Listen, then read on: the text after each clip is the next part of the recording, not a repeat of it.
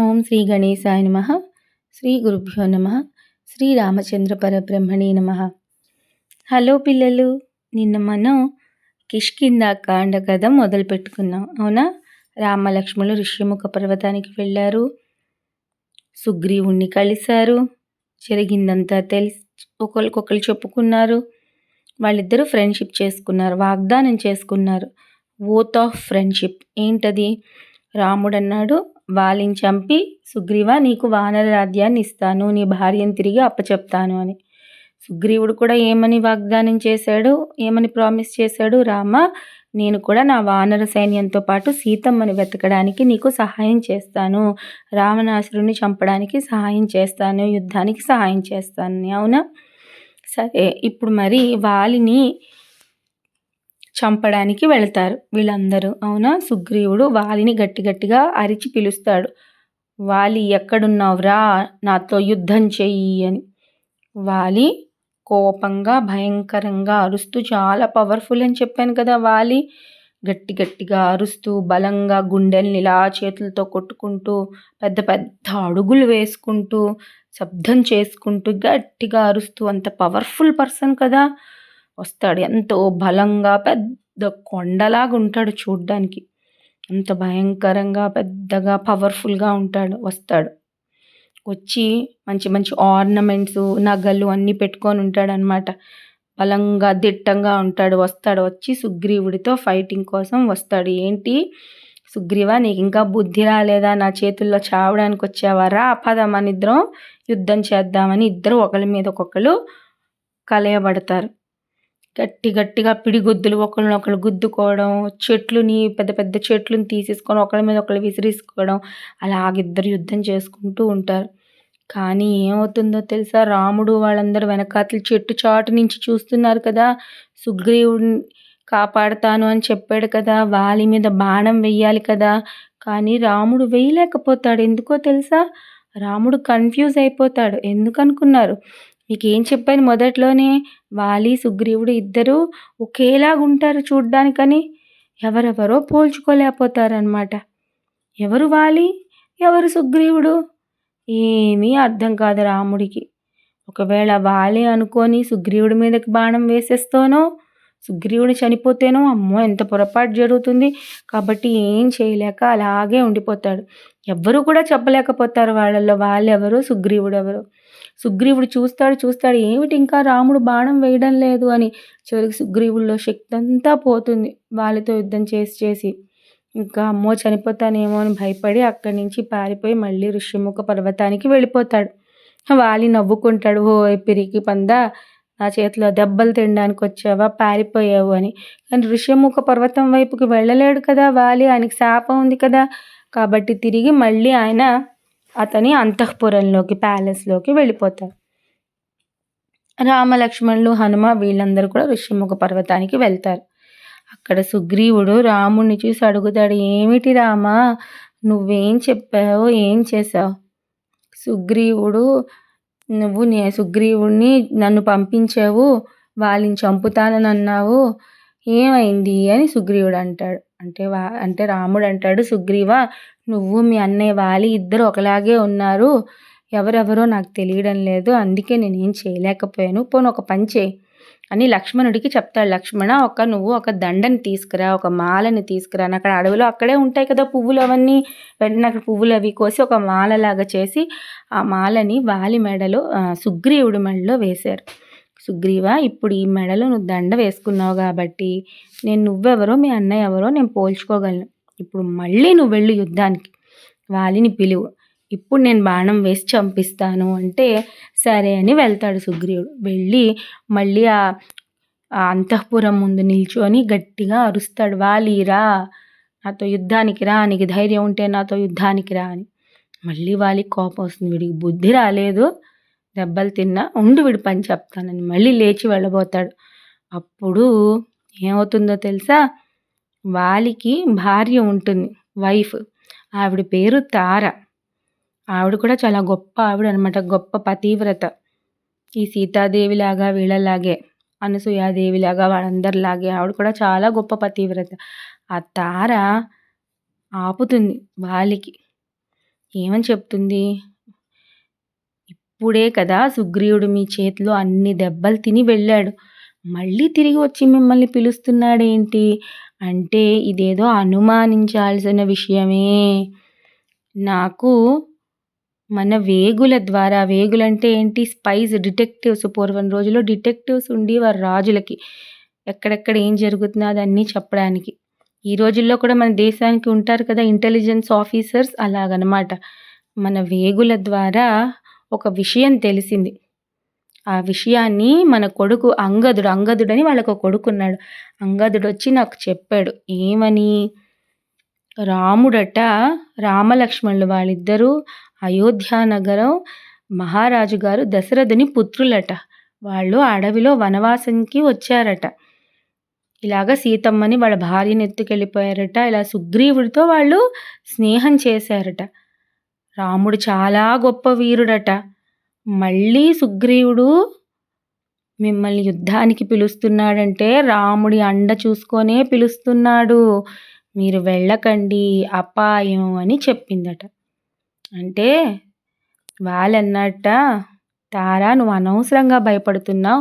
నిజంగా రాముడంత గొప్ప వీరుడు, నువ్వు చెప్పినట్లు ధర్మాత్ముడు అయితే అతని వల్ల నాకేం అపాయం ఉంటుంది? నేను రాముడితో కాదు కదా యుద్ధానికి వెళ్తున్నది, సుగ్రీవుడితో కదా యుద్ధానికి వెళ్తున్నాను. నువ్వు ఎందుకు అలా భయపడతావు? నన్ను యుద్ధానికి పిలిచాడు కదా సుగ్రీవుడు. యుద్ధానికి పిలిచినప్పుడు నేను వెళ్ళకపోతే నేను పిరికివాడిలా ఉండిపోవాలా? నేను వెళతాను అని చెప్పి వాలి యుద్ధానికి వెళ్తాడు. సుగ్రీవుడు ఇప్పుడు మెడలో దండతో ఉన్నాడు కదా. ఇద్దరు మళ్ళీ భీకరంగా యుద్ధం చేస్తూ ఉంటారు. చాలా పవర్ఫుల్గా ఒకళ్ళు కొట్టుకుంటూ ఉంటారు. వాలి బలవంతుడే, చాలా పవర్ఫుల్లే. అలాగని సుగ్రీవుడికి ఏమీ తక్కువ బలం కాదు. సుగ్రీవుడికి కూడా చాలా బలం ఉంది. సుగ్రీవుడి కన్నా వాలికి ఇంకా ఎక్కువ బలం ఉంది. అంతేకాని సుగ్రీవుడు కూడా చాలా బలవంతుడే. ఇద్దరు అలా యుద్ధం చేస్తున్నారట. కానీ ఇప్పుడు సుగ్రీవుడు ఎవరో వాళ్ళెవరో తెలుసు కదా. సుగ్రీవుడి మెడలో దండ ఉంది. దండ లేనివాడే వాలి. సమయం చూసి, గురి చూసి రాముడు వెంటనే బాణం తీసి వేశాడట. ఆ బాణం వదలగానే అది తిన్నగా వెళ్ళి వాలి గుండెల్ని గుచ్చుకుందిట. అంతే, ఆ బాణం శక్తికి వాలిలో ఉన్న పవర్ అంతా పోయి అతను అలాగ నేల మీద పడిపోయాట. ఒక్కసారిగా కుప్పకూలిపోయాట. అంతే. రాముడు, లక్ష్మణుడు, హనుమ, జాంబవంతుడు వీళ్ళందరూ అతని దగ్గరికి వెళ్ళారు. సుగ్రీవుడు కూడా వెళ్ళాడు. వాళ్ళ అన్నయ్య అలా నేల మీద పడిపోవడం చూసి సుగ్రీవుడికి కూడా చాలా బాధ అనిపించింది. ఎందుకంటే సుగ్రీవుడికి ఏం వాళ్ళ అన్నయ్య అంటే కోపం ఏం లేదు కదా. వాళ్ళ అన్నయ్య చేసిన చెడ్డ పని వల్ల వాళ్ళ భార్యను అతను చెరబట్టడం వల్లే మళ్ళీ సుగ్రీవుడి మీద యుద్ధానికి వచ్చాడు. మళ్ళీ వాలి మీద యుద్ధానికి వచ్చాడు కదా సుగ్రీవుడు. వాలిని అలా పడిపోవడం చూసి సుగ్రీవుడికి కూడా బాధ అనిపించిందంట. సుగ్రీవుడు, వీళ్ళు రాముడు వీళ్ళందరినీ చూశాడు. ఎవరు? వాలి. చూడగానే వాలికి ఒక్కటే క్వశ్చన్ట, ఒక్కటే డౌటుట. ఏంటని? ఆయన చనిపోతున్నాడు, ఆయన పడిపోయాడు, నేను ఓడిపోయాను, నేను చచ్చిపోయానన్న బాధ లేదుట. అతనికి ఒక్కటే డౌటుట. ఏమని? రాముడు అంత గొప్పవాడు, అంత ధర్మాత్ముడు అని అందరూ అంటున్నారు కదా. మరి రాముడు నన్ను ఇలాగ అధర్మంగా చంపాడేంటి అని కన్ఫ్యూజన్ వచ్చిందట అతని మైండ్లో. అదే అడిగేట రాముడిని, రామా ఏమిటి నువ్వు ఇలాంటి పని చేసావు? నిన్నందరూ చాలా గొప్పవాడు అంటున్నారు, నిన్నందరూ చాలా మంచివాడు అంటున్నారు. నీకు నాకు ఏమిటి మన ఇద్దరికి మధ్యనున్నది శత్రుత్వం? నేనేమి నీకు ఎనిమీని కాదు కదా. నువ్వు నన్ను ఎందుకు చంపావు? నువ్వు చెప్పు. నీకు నాకు ఏమిటి ఎనిమిటీ ఉన్నది? నువ్వు ఇలాగా వెనక నుంచి నన్ను చంపావు. నేను ఇంకొకళ్ళతో యుద్ధం చేస్తున్నప్పుడు ఇలా చంపడం చాలా తప్పు కదా. నువ్వు నన్ను ఎందుకు చంపావు?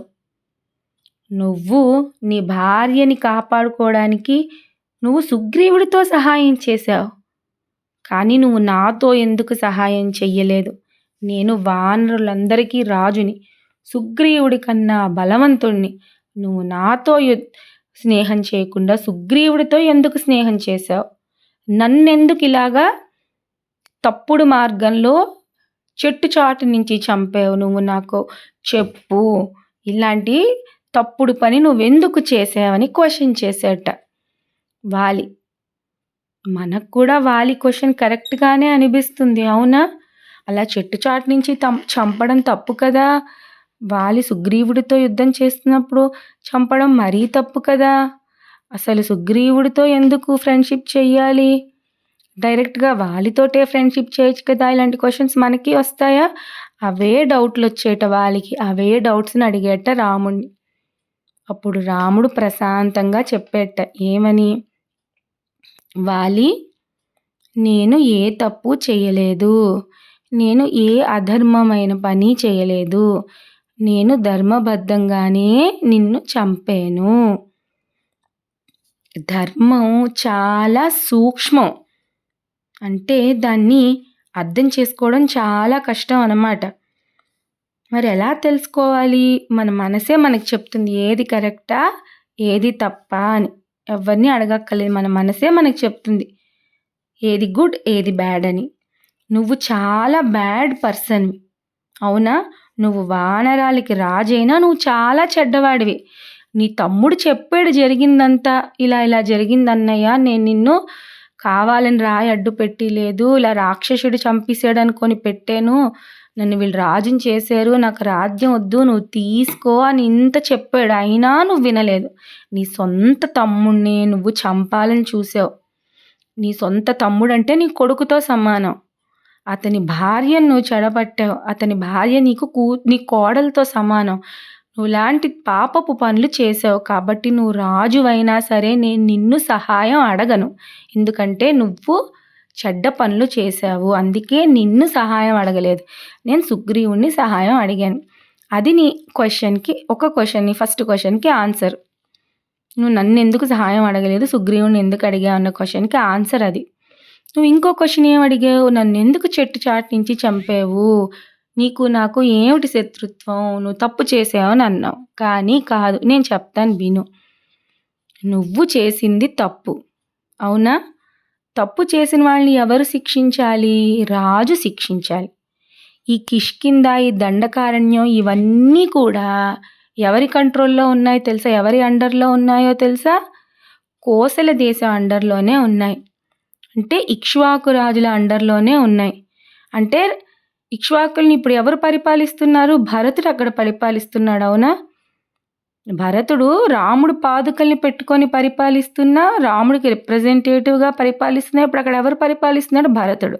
కాబట్టి ఈ కొండల మీద, ఈ రాజ్యం మీద, ఈ అడవి మీద, ఈ అడవిలో ఉన్న జంతువుల మీద, అన్నింటి మీద కూడా భరతుడిదే రాజ్యం. నువ్వు తప్పు పని చేసావు కాబట్టి నిన్ను శిక్షించే హక్కు భరతుడికి ఉంది. భరతుడికి ప్రతినిధిగా నేను ఆ పనిని చేశాను. ఇంకొక విషయం, నువ్వు ఒక కోతివి. అవునా? వానర జాతికి చెందినవాడివి. నువ్వు కోతివి.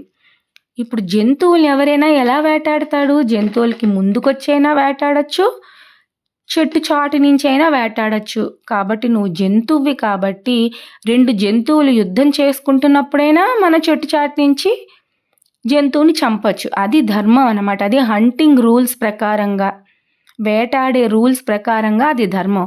కాబట్టి నువ్వు చూస్తే నువ్వు ఒక జంతువువి, ఒక వానరానివి. నువ్వు ఎవరితో ఫైటింగ్ చేస్తూ ఉండకపోయినా నిన్ను చెట్టు చాటు నుంచి చంపే హక్కు ఒక క్షత్రియుడిగా నాకున్నది. అదే నేను చేశాను. కాబట్టి నిన్ను చంపడం కరెక్ట్ అయిన పద్ధతే, ధర్మమే. నేను ధర్మం తప్పలేదు అని చెప్పాడు. ఆ మాటలన్నీ విన్నాక వాలికి కన్ఫ్యూజన్ తీరింది. వెంటనే అతను నమస్కరించాడట రాముడికి. అతని తప్పు అతనికి తెలిసింది. వెంటనే రాముడు నమస్కరించి, నా పాపం నుంచి నాకు విముక్తి ప్రసాదించావు. నేను చాలా తప్పు పని చేశాను. నా తమ్ముడిని తరిమేశాను. అతని భార్యను తీసుకున్నాను. నా పాపానికి తప్పు లేదు. నువ్వు నాకు సరైన శిక్షే విధించావు. నా డౌట్ కూడా నువ్వు క్లియర్ చేసావు. నువ్వు చేసిన దాంట్లో తప్పేమీ లేదు. చెట్టు చాటు నుంచి నువ్వు నన్ను చంపడం సరైన పద్ధతే. నేను అన్నింటికీ నిన్ను క్షమించమని కోరుకుంటున్నాను. నాకైతే ఇప్పుడు ఒక్కటే బాధ ఉన్నది. నాకు ఒక కొడుకున్నాడు. అతని పేరు అంగదుడు. మరి ఇప్పుడు నేను చనిపోతే అతన్ని ఎవరు చూస్తారు? కాబట్టి నువ్వేం చేస్తావంటే రామా, నా కొడుకు అంగదుణ్ణి నీ చేతుల్లో పెడుతున్నాను. నువ్వు అతన్ని జాగ్రత్తగా చూడాలి. ఇప్పుడు అతనికి సుగ్రీవుడి మీద కూడా ప్రేమ వచ్చిందనమాట. సుగ్రీవుడికి నా వల్లే కదా పాపం ఇలా పారిపోయి ఋష్యముఖ పర్వతం మీద ఉన్నాడు. నేను సుగ్రీవుడికి ఎంత మోసం చేశాను, ఎంత కష్టపెట్టాను అని సుగ్రీవుడి మీద కూడా ప్రేమ వచ్చింది. అప్పుడు అన్నట్ట, రామ నువ్వు నా తమ్ముడు సుగ్రీవుణ్ణి, నా కొడుకు అంగదుణ్ణి నీ చేతుల్లో పెడుతున్నాను. నీ తమ్ముళ్ళు భరతుణ్ణి, లక్ష్మణుణ్ణి నువ్వు ఎంతలా ప్రేమిస్తావో నా తమ్ముడు సుగ్రీవుణ్ణి, అంగదుణ్ణి కూడా నువ్వు అలాగే ప్రేమించు అని అతని చేతుల్లో వీళ్ళిద్దరిని పెట్టాట. పెట్టి అతనిలాగా చనిపోతూ ఇంకా చాలా వీక్ అయిపోయి చనిపోబోతున్నారట. ఈలోపు ఈ విషయం తారకి తెలిసింది. తార ఎవరు? వాలి భార్య కదా. అప్పుడు పరిగెట్టుకుంటూ వచ్చిందట వాలి దగ్గరికి. అప్పుడు కొంతమంది వానరులు అన్నారట, ఏమని? పద నువ్వు వెళ్ళిపో, రాజ్యంలోకి వెళ్ళిపో, అంగదుణ్ణి తీసుకొని వెళ్ళిపో, కోట తలుపులన్నీ మూసిద్దాం, అంగదుణ్ణి రాజుని చేసిద్దాం, రాముడి మీద యుద్ధానికి వెళదామని. అయినా తార చాలా తెలివైన ఆవిడ వీళ్ళ మాటలు పట్టించుకోకుండా, కొంతమంది వానరులు చెప్పిన మాటలు పట్టించుకోకుండా వాలి దగ్గరికి వెళ్ళి వాలిని చూస్తూ పాపం చాలా బాధపడిందట. వాలి చనిపోయినారు కదా అక్కడికి. చాలా బాధపడింది ఆవిడ. చాలా ఏడుస్తున్నదిట. ఏడిచి రాముడితో కూడా అన్నదిట, రామా నన్ను కూడా వాలిని చంపినట్టే నన్ను కూడా చంపి నేను నా భర్త లేకుండా బ్రతకలేను అని. కానీ అప్పుడు ఆమెని ఊరుకోపెట్టారట. రాముడు, లక్ష్మణుడు అందరూ ఊరుకోపెట్టారట. ఆవిడ ఇలా ఏడుస్తూ ఉండడం చూసి సుగ్రీవుడు కూడా ఏడవడం మొదలుపెట్టాట. నాకు ఈ రాజ్యం వద్దు, నాకు ఏం వద్దు, మా అన్నయ్య చనిపోయారు, నాకు చాలా బాధగా ఉంది, మా వదిన ఇలా ఏడుస్తున్నది, నాకు ఎంతో బాధగా ఉంది, నేను కూడా చనిపోతాను, నేను కూడా బ్రతకను. రామ నేను చనిపోయినా పర్వాలేదు, ఈ వానరులందరూ ఉన్నారు, హనుమ ఉన్నారు, వీళ్ళందరూ నీకు సహాయం చేస్తారు, నేను ఇచ్చిన మాట పోదు, సీతమ్మని వెతికి తీసుకొస్తారు, కానీ నేను బ్రతకనన్నారట. అందరూ ఇలా బాధపడిపోతున్నారు చూసారా. ఒకరికొకరికి ఆ రిలేషన్స్ అలా అయ్యాయి అనమాట. అంటే వాలి అతను తప్పుని తెలుసుకున్నాడు కదా. ఇప్పుడు అతనికి సుగ్రీవుడికి మొదటి నుంచి కూడా వాళ్ళ మీద కోపం లేదు, అవునా? ఇప్పుడు ఏమైంది, ఇలా అందరూ బాధపడుతున్నారు కదా. రామలక్ష్మణులు ఎవరు సుగ్రీవుణ్ణి ఓదార్చారట, సుగ్రీవుని భార్య తారని ఓదార్చారట. మొత్తానికి వాళ్ళు ఊరుకున్నారు. చివరికి వాలికి దహన సంస్కారాలన్నీ జరిగాయి. ఇప్పుడు ఇంకా చెప్పారట, ఏమని? ఈ హనుమని పిలిచి చెప్పారట, మీరు ఇప్పుడు వీళ్ళందరినీ తీసుకెళ్ళండి, కిష్కిందకి వెళ్ళండి, సుగ్రీవుణ్ణి రాజుగా చెయ్యండి, అంగదుడు ఉన్నాడు కదా వాలి కొడుకు, అతన్ని యువరాజుగా చెయ్యండి అని చెప్పారట. చెప్పి ఏమన్నారో తెలుసా రాముడు సుగ్రీవుడితో, సుగ్రీవ ఇప్పుడు నువ్వు వెళ్ళి నువ్వు రాజుగా అవ్వు, అయ్యాక ఏంటి అంగదుడిని యువరాజుగా చెయ్యి. ఇప్పుడు వర్షాకాలం మొదలైంది, ఇది శ్రావణ మాసం అనమాట. శ్రావణ మాసం అంటే ఆగస్టు సీజన్, వర్షాకాలం మొదలైంది. ఈ 4 months వర్షాలే. మనం ఎక్కడికి వర్షాల్లో అడవంతా తడితడిగా ఉంటుంది, వెతకడానికి కూడా సరైన ఇది ఉండదు. కాబట్టి వర్షాకాలం 4 నెలలు నువ్వు కిష్కింధలోనే ఉండు, రాజ్యాన్ని పరిపాలించు. వర్షాకాలం వెళ్ళిపోయాక కార్తీక మాసం వస్తుంది కదా నవంబర్లో, ఆగస్ట్, సెప్టెంబర్, అక్టోబర్, నవంబర్. ఈ కార్తీక మాసం వచ్చాక నువ్వు మళ్ళీ తిరిగి రా, వర్షాలు తగ్గుతాయి, అప్పుడు మనం వెళ్ళి వెతుకుదాం సీతమ్మని అని చెప్తారు. చెప్పి మేము ఇంకొక ఏదైనా మంచి పర్వతం మీద మేము అక్కడ వెయిట్ చేస్తూ ఉంటాం నీకోసం, నువ్వు వెళ్ళు అని వీళ్ళని కిష్కింధకి పంపించేసి రాముడు, లక్ష్మణుడు ప్రసవన అనే పర్వతం మీదకి వెళ్ళి అక్కడ ఒక పెద్ద ఆ గుహలో ఉంటారనమాట. ఆ గుహలో ఇక్కడ మనకి వర్షం నుంచి, చల్లగాలి నుంచి మనకు ప్రొటెక్షన్ ఉంటుంది, ఇక్కడే ఉందామని. ఆ గుహలో ఉంటున్నప్పుడు కూడా రాముడు అలా సీతను తలుచుకొని బాధపడడం, లక్ష్మణుడు అతను ఓదార్చడం అలా జరుగుతూ ఉన్నాయన్నమాట. ఈ 4 నెలలు గడిచాక వాళ్ళు మళ్ళీ సీతమ్మని వెతకడానికి వాళ్ళ ప్రయత్నాలన్నీ మొదలు పెడతారు. తర్వాత ఏం జరిగిందన్నది రేపటి కథలో మనం తెలుసుకుందాం, సరేనా? ఇప్పుడు క్వశ్చన్ అండ్ ఆన్సర్ సెషన్. నిన్న మిమ్మల్ని 3 questions అడిగాను కదా, వాటి ఆన్సర్స్. ఫస్ట్ క్వశ్చన్, సుగ్రీవుడు ఏ పర్వతం మీద ఉంటాడు? ఆన్సర్ ఋష్యముఖ పర్వతం. సుగ్రీవుడికి మంత్రిగా ఉన్న వానరం ఎవరు? ఆన్సర్ హనుమ. సుగ్రీవుడి అన్న పేరేంటి? ఆన్సర్ వాలి. మరి ఇప్పటి ఎపిసోడ్లో అడిగే 3 క్వశ్చన్స్. ఫస్ట్ క్వశ్చన్, వాలిని చంపింది ఎవరు? సెకండ్ క్వశ్చన్, వాలి భార్య ఎవరు? థర్డ్ క్వశ్చన్, వాలి కొడుకు ఎవరు? సరేనా? వీటికి ఆన్సర్స్ కామెంట్ సెక్షన్లో పెట్టండి, రేపటి కథలో చెప్తాను. ఉంటాను పిల్లలు, బాయ్.